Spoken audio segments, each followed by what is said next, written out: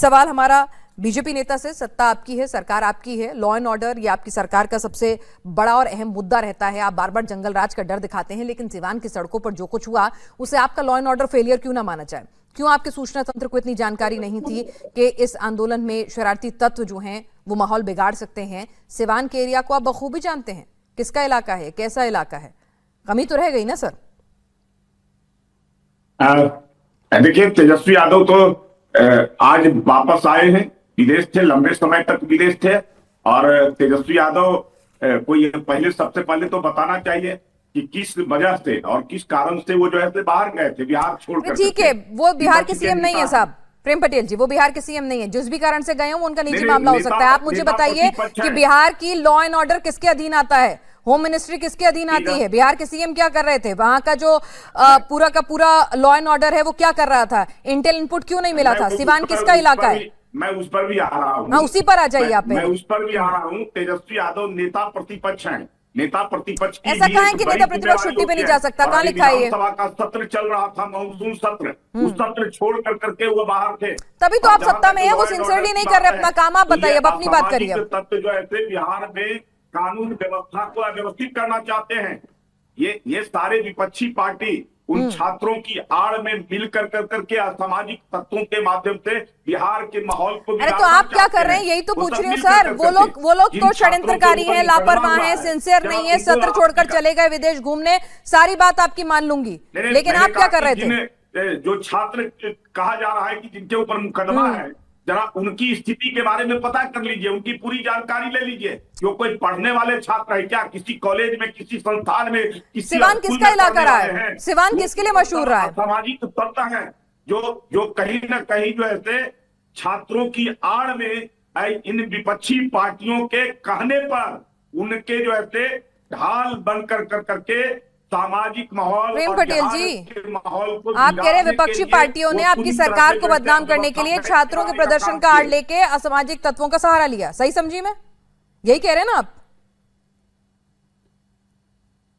यही कहना चाह रहे हैं ना? आपकी भावना यही है ना? ठीक है, मान लिया। मैं कह रही हूँ आपकी भावना यही है ना? आपकी सरकार क्या कर रही थी साहब?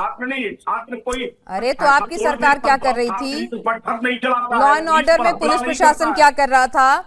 इंटेल इनपुट क्यों नहीं मिला? आप लोग क्या कर रहे थे? इंतजार कर रहे थे कि असामाजिक तत्व आए और माहौल बिगाड़े बिहार का, सड़कों पर यूं गोलियां चले? आप इंतजार कर रहे थे इस चीज का? इसलिए तो कार्रवाई हो रही है। अच्छा, आपकी कोई गलती नहीं है, पहले से होता। ठीक है, इस प्रकार का अव्यवस्था फैलाने की कोशिश उन छात्रों की आड़ में की जाती तो उसकी भी व्यवस्था की जाती। ठीक है। राजकुमार रंजन जी, भाई आप लोग सिंसियर तो है नहीं, विदेश घूमते रहते हैं आपके नेता प्रतिपक्ष, ठीक है, और आके फिर बिना किसी तर्क के, बिना किसी सबूत के आए, लैंड किए, एक ऐसा गैर जिम्मेदाराना बयान दे दिया जिससे माहौल और बिगड़ेगा। यही जिम्मेदारी है आपकी?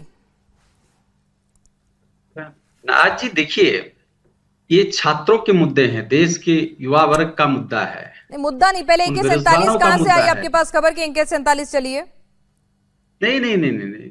पिनाज जी देखिए, इसको यह एक स्वतः स्फूर्त आंदोलन था। अरे भाई मान लिया, मैं जैसे उनसे कह रही हूँ ना, आपसे भी तो कड़ा सवाल पूछूंगी साहब। आप ये बता दीजिए, वो आंदोलन पे आऊंगी मैं, आप ये बता दीजिए AK-47 की बात कहां से आई? आपको कहां से पता चला AK-47 चलाई गई है? आप माहौल बिगाड़ना चाहते हैं? नहीं पिनाज जी, आपने सवाल किया, पहले जवाब तो सुन लीजिए, उसके बाद फिर सवाल कीजिएगा। अच्छा, आपने अभी बीजेपी के प्रवक्ता से जिन चीजों पर सवाल किया वो अपने जवाब नहीं देकर विपक्षी पार्टियां पर हमला कर रहा है। क्या यह इस देश के युवा वर्ग की बात करना और युवा वर्ग की समस्याओं के ऊपर एक पॉजिटिव सकारात्मक रूप से उसको एक नए दिशा में ले जाने की बात करना, क्या AK-47 चलाना है क्या? मैंने तो नहीं कहा AK-47 चली, मैंने तो नहीं कहा। किसने कहा है? जरा पढ़ लीजिए थोड़ा सा, किसने कहा है? तेजस्वी जी ने कहा ना, मैंने नहीं कहा साहब। चल रहा है क्या ये इस देश के युवाओं के साथ अपनी आवाज उठाएंगे, अपनी डिमांड करेंगे, मांग करेंगे, और जिस तरह से पेपर लीक हो रहे हैं, अगर उनकी बात किया जाएगा तो क्या पुलिस प्रशासन उस पर AK-47 चलाएगी क्या? या इस देश में मुद्दा उठाना लोकतंत्र में, देखिए पिनाजी, लोकतंत्र में लोगों का तंत्र है, जनता प्रमुख होती है।